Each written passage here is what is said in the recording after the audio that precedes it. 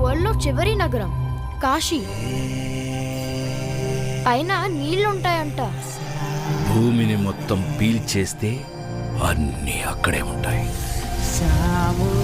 ఈ లోకంలో ఉన్నది కాంప్లెక్స్ ఒక్కటే, దేవుడు ఒక్కడే సుప్రీం యాస్కిన్. నీలాంటోడు ఎంత మందిని రక్షించచ్చో తెలుసా? నేను రక్షించాల్సిందే ఒక్కడిని. 6000 సంవత్సరాల క్రితం కనిపించింది. ఇప్పుడు మళ్ళీ ఆ పవర్ వచ్చిందంటే ఇక వెలుగు వచ్చే సమయమైంది.